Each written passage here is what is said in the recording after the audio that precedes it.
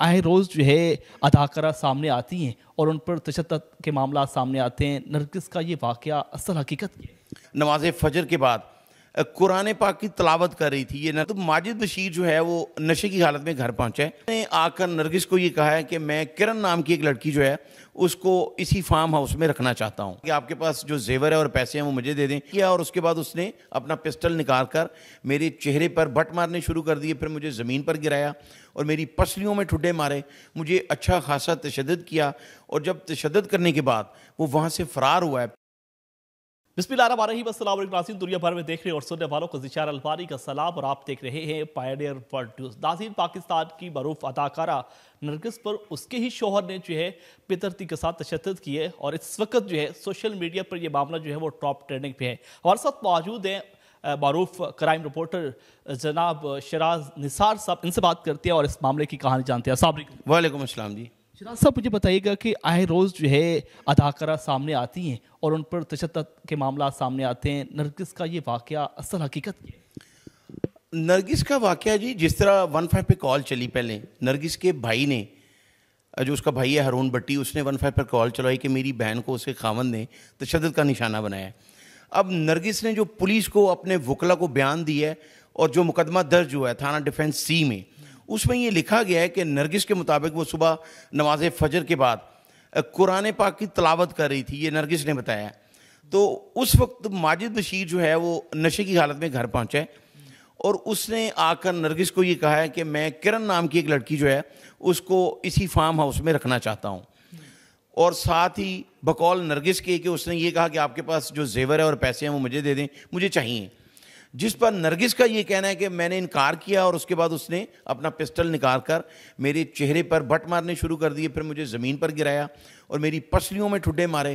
مجھے اچھا خاصا تشدد کیا اور جب تشدد کرنے کے بعد وہ وہاں سے فرار ہوا ہے. پھر نرگس نے اپنے بیٹے محمد علی جو کینیڈا میں ہے، علی مرتضیٰ، اس کو فون کیا. علی مرتضیٰ نے اپنے ماموں کو فون کیا. جو ماموں گھر پہنچا تو اس نے 15 پر کال کی. جب پولیس آئی تو پھر نرگس نے پہلے ان کو یہ کہا کہ ابھی میں سوچ رہی ہوں کہ مقدمہ درج کروائیں یا نہ کروائیں، چونکہ اس وقت تک جو ہے ماجد بشیر کا بھائی وہ نرگس کے گھر پہنچ چکا تھا اور وہ معافی مانگ رہا تھا بقول نرگس کے. اس نے پولیس کو بھی بتایا. لیکن پھر دوبارہ پولیس کو بلوایا گیا اور ڈیفنس سی کے جو ایس ایچ او ہیں اسد، وہ جب پہنچے ہیں، میری ان سے ملاقات بھی ہوئی ہے، میں بھی وہاں گیا تھا موقع پہ. تو ان کا یہ کہنا ہے کہ نرگس جو ہے وہ کینیڈین نیشنلٹی بھی اس کے پاس ہے اور اس نے کینیڈین نیشنلٹی کی بیس پہ اس امبیسی میں بھی شکایت کی، جس کی وجہ سے یہ فوری مقدمہ درج کر لیا گیا.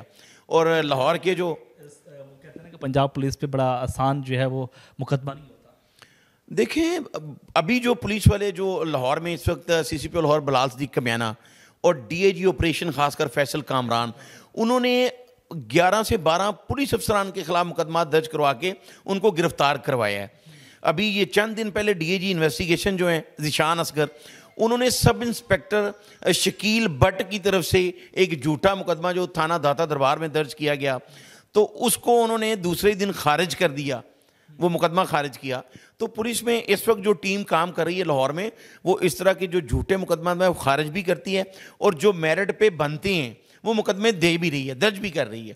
ابھی جیسے یہ مقدمہ آج صبح کا واقعہ ہے اور 11 بجے تک جو ہے وہ مقدمہ درج کر لیا گیا تھا. اچھا، مجھے بتائیے گا، ابھی آپ نے بتایا کہ انہوں نے اپنی ایف آئی آر میں لکھوایا ہے کہ کرن نام کی لڑکی ہے اور اس کو وہ اپنے ساتھ رکھنا چاہتا ہے. کرن کون ہے؟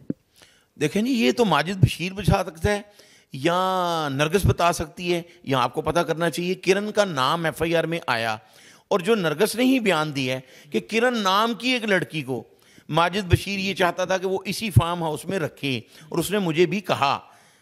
لیکن اب وہ کون ہے، اب یہ نرگس بتائے گی. ماجد بشیر ظاہر ہے اس کی پہلے بھی شادی ہے، نرگس سے اس کی دوسری شادی ہے.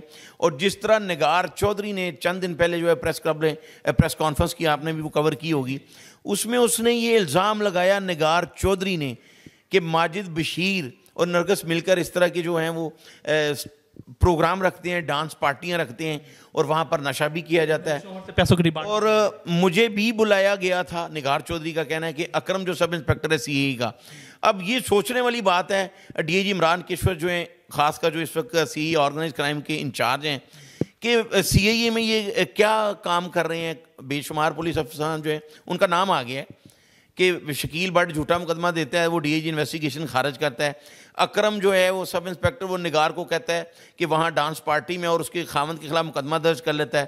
اب ماجد بشیر جو ہے بقول نرگس کے تشدد کو تو اس کا نظر آیا ہے, اور نرگس نے یہ الزام بھی لگایا کہ جو 9 کنال کا اس کا ایک پلاٹ ہے برکی میں, وہ بھی ماجد بشیر ہتھیانا چاہتا ہے. یہ الزام ہے ابھی تک, چونکہ جب تک ماجد بشیر سامنے نہیں آتا, چونکہ ہم نے بھی اس سے رابطہ کرنے کی کوشش کی اور آپ بھی اپنے پروگرام کے لیے اس سے ضرور رابطہ کیجئے گا, اس کا بھی موقف شامل کیجئے گا کہ وہ کیا کہتا ہے اس حوالے سے, تو پھر ہی سارے حالات جو سامنے آئیں گے. مجھے بتائیے گا کہ کہنے والے تو کہتے ہیں کہ 1 سال پہلے ان کی شادی ہوئی اور بڑی دھوم سے محبت کی شادی تھی, اچانک جو ہے وہ نفرت میں بدل گئی.